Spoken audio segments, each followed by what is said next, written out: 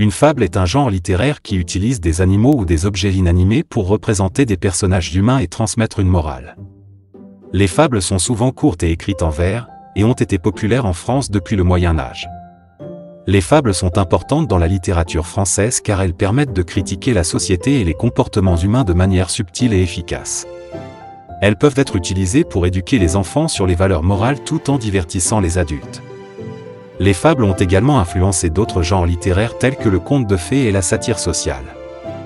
La fable est un genre littéraire très ancien, qui remonte à l'Antiquité, et qui continue d'être apprécié jusqu'à nos jours. C'est une forme courte de récit allégorique ou didactique, généralement en vers, qui met en scène des animaux, des objets inanimés ou des forces naturelles anthropomorphisées, c'est-à-dire dotées de caractéristiques humaines. La fable a pour but d'enseigner une leçon morale ou une vérité générale de manière plaisante et souvent humoristique. La fable raconte une histoire courte et drôle qui a pour but d'apprendre quelque chose au lecteur tout en le distrayant. Les personnages sont typiques, parfois incarnés par des animaux.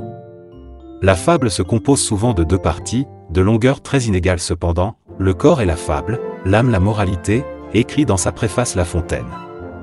Le récit imagé permet ainsi de saisir une règle morale abstraite. Les fables existent depuis l'Antiquité.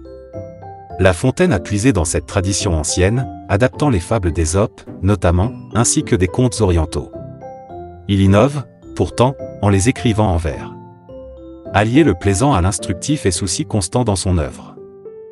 Les caractéristiques principales d'une fable. Les fables sont généralement de courtes histoires qui se lisent rapidement. Elles sont souvent constituées de quelques paragraphes ou de quelques strophes en vers. Les personnages principaux des fables sont souvent des animaux, des objets ou des forces naturelles anthropomorphisées. Par exemple, un renard rusé, un corbeau vaniteux ou un lion puissant peuvent être des personnages récurrents dans les fables. Chaque fable a une leçon ou une morale qui est généralement exprimée à la fin du récit. Cette morale est l'idée principale que l'auteur souhaite transmettre au lecteur. Les fables sont souvent écrites en utilisant des métaphores et des allégories pour représenter des situations de la vie réelle ou des comportements humains. Les leçons tirées des fables sont généralement de nature universelle et peuvent être appliquées à différentes cultures et époques. Les fables utilisent souvent l'humour et l'ironie pour mettre en évidence les faiblesses humaines ou les erreurs de comportement. Conclusion.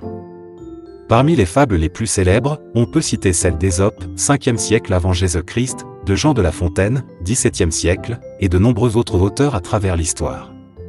Ces fables continuent d'être appréciées pour leur sagesse intemporelle et leur capacité à divertir tout en enseignant des valeurs importantes. Auteurs principaux. Les fables sont un genre littéraire qui comprend de nombreux auteurs célèbres à travers l'histoire. Cependant, les auteurs principaux généralement associés aux fables sont Ésope, un ancien fabuliste grec qui est souvent considéré comme le père des fables. Ces fables ont été transmises de génération en génération et ont inspiré de nombreux autres écrivains de fables. Jean de La Fontaine, un poète français du XVIIe siècle, célèbre pour ses fables, qui sont devenues un classique de la littérature française. Il a adapté certaines fables d'Ésope et a également créé ses propres histoires basées sur des animaux anthropomorphes.